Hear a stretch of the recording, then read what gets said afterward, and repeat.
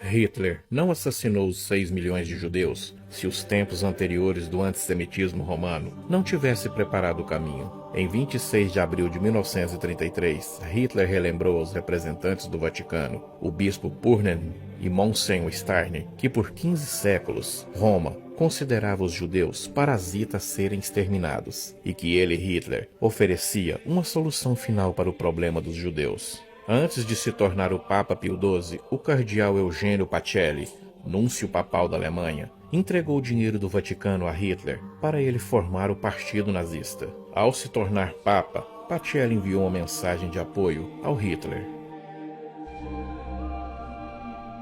Ao ilustre Adolf Hitler, Führer e chanceler do Reich alemão.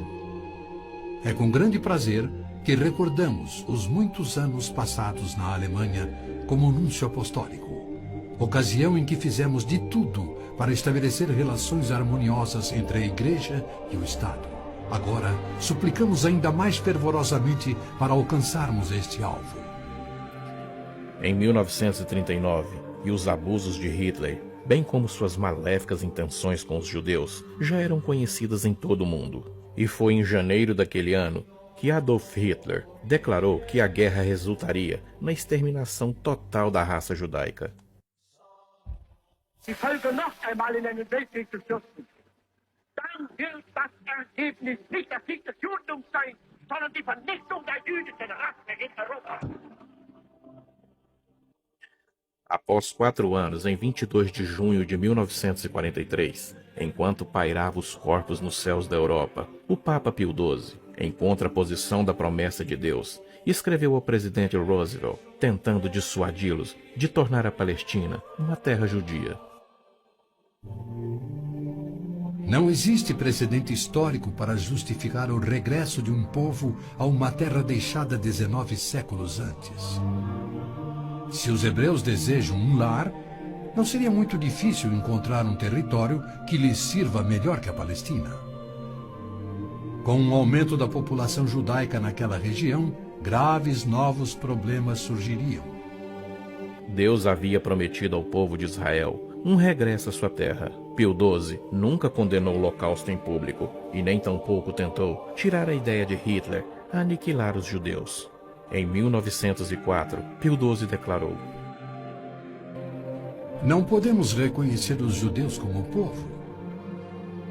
Em 1919, o cardeal Pietro Gasparri, secretário de Estado do Vaticano, escreveu: o perigo que mais nos amedronta é o da criação de um Estado judaico na Palestina. Após a morte de Maomé, a maioria dos árabes abandonou o Islã, dando origem às famosas guerras da apostasia. Abuba, o primeiro califa a suceder Maomé, matou milhares de ex-muçulmanos, buscando assim reimplantar o Islã. Até o meio do século VIII, os ferozes guerreiros do Islã haviam tomado a maioria do Oriente Médio, muito da África e quase conquistada toda a Europa. 12 vezes no texto bíblico Deus refere-se a si mesmo como o Deus de Abraão, o Deus de Isaque e o Deus de Jacó. Então, Javé declarou a Moisés: diga aos israelitas, o Senhor, o Deus dos seus antepassados, o Deus de Abraão, o Deus de Isaque, o Deus de Jacó enviou-me a vocês. Esse é o meu nome para sempre, nome pelo qual serei lembrado de geração em geração. É Satanás que tem inspirado 3.000 anos de antissemitismo. Se os judeus fossem destruídos, o Messias não poderia nascer. Mesmo após a vinda de Cristo, se Satanás destruísse os judeus, Javé seria o mentiroso, incapaz de cumprir sua promessa de restaurar a terra a Israel, para que dali Cristo reinasse no trono de Davi na sua segunda vinda. A integridade de Deus tem a ver com a sobrevivência de Israel. Não é à toa que mais de 40 vezes a Bíblia se refere a Jerusalém como sendo a cidade de Davi. Ali Deus estabeleceu o trono de Davi para sempre. E naquele trono, o Messias, descendente de Davi, deverá reinar sobre Israel e o mundo. O Senhor Deus lhe dará ao Messias o trono de seu pai Davi, e ele reinará para sempre sobre o povo de Jacó.